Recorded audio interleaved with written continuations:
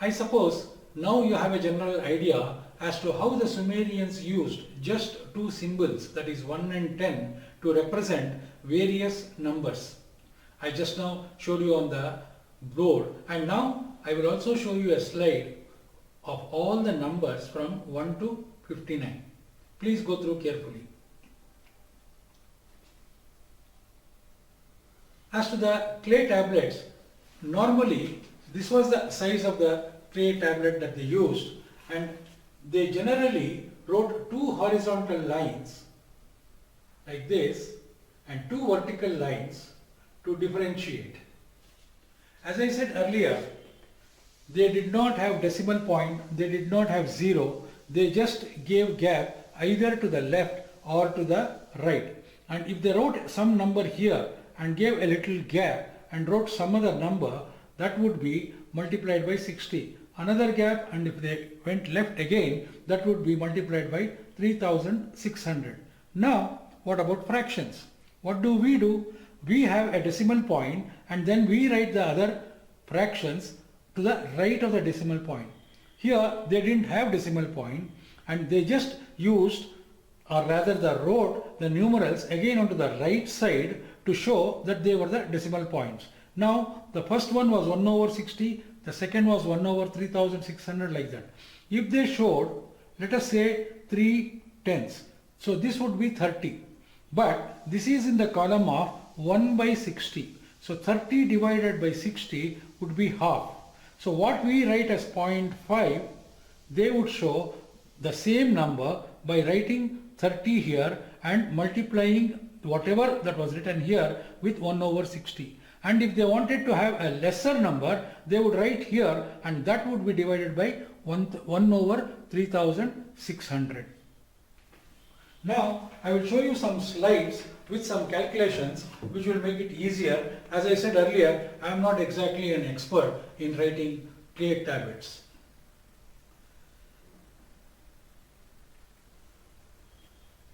Here you see 45.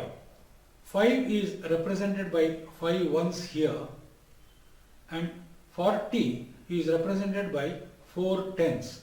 That is, you can say sleeping A's. Now again 13 is represented by 3 ones to the right and close to it another 10 is written.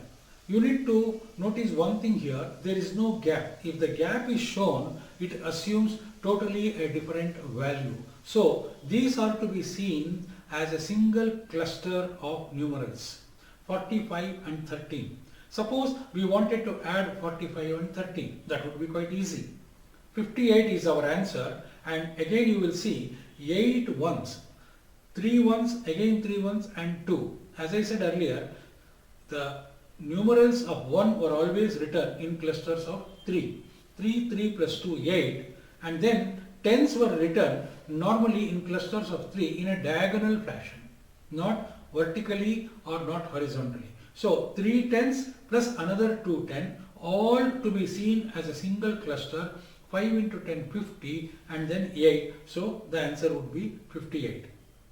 Now let's say 58 was easy enough because there was no 60 involved, or carrying over was not involved. Now let us take this example, 45, same number, plus 23 instead of 13. Now what do we have? 45, as said earlier, 5 ones and 4 tens. 23 would be 3 ones and 2 20s. Now let us add up. In our system, we get 68 straight away, 5 plus 3 and 4 plus 2. In their system, how would they write this? Now 5 ones on top and 3 at the bottom will make 8, same thing like before, the cluster of 3 plus 3 plus 2, 8 ones, that is 8. Now we have 60.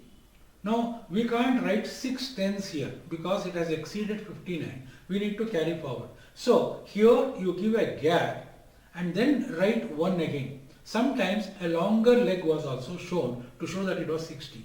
Anyway, that was not important, the gap was important. So there is a gap after 8 here and another number is written to the left of it. So this would be one single 60 and 8, 68. If it was 128, there would be two ones there. So 2 ones, 60 plus 60 and then 8, it would be 128. Now let me show you the conversion from our decimal system to sexagesimal notation. Now just for example, I have taken 1234.56.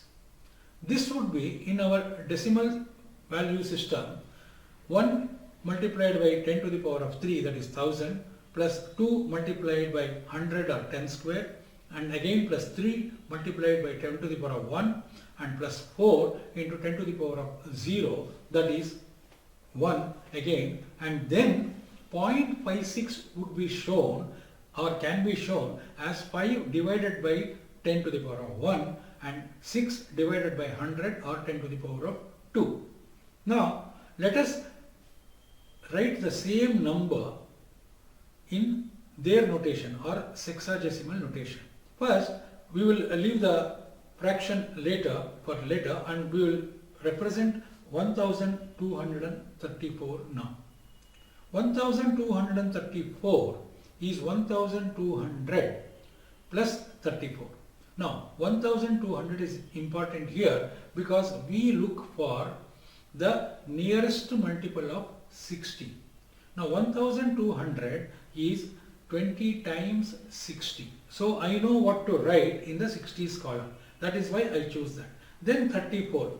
As we already know, 34 in the Sumerian way can easily be shown with 3 tens and 1 single, 4 1 singles. So this is how it is shown here. 1, 2, 3, 4, that is 1234 would be under 60 squares column nothing, because this number has not exceeded 3600 but it has exceeded 60. So 1200 can be shown as 60 multiplied by 20. So under 60 column there would be 2 tens which would represent 1200. Now in a single cluster you have to see 30 plus 4, 34. So this would mean 1200 in one cluster plus 34 in another cluster, 1234. Now let us come to the fraction part of it. 0.56 only let us take and then we shall add up both of them. Now 0.5, which is half, is 30 by 60. Why am I saying 30 by 60? Because I have a base of not 10 but 60. So half would be 30 by 60.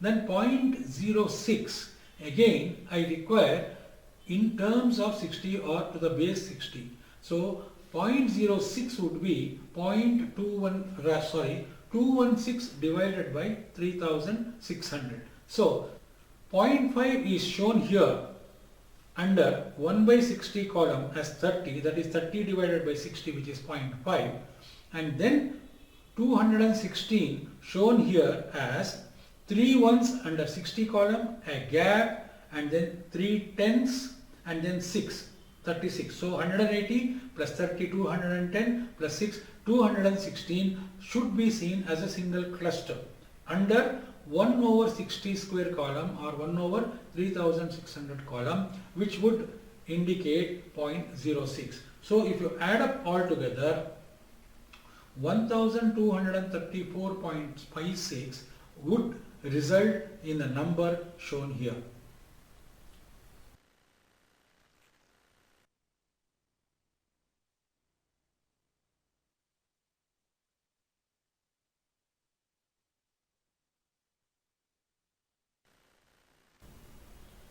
I hope now you have some general idea about the Sumerian number system.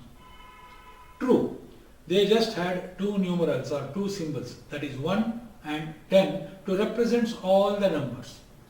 But this limitation did not prevent them from developing in the field of mathematics. In fact, their knowledge of mathematics was quite well advanced. We are all aware of the Pythagorean theorem, which is attributed to Pythagoras, who was a 6th century BC Greek mathematician.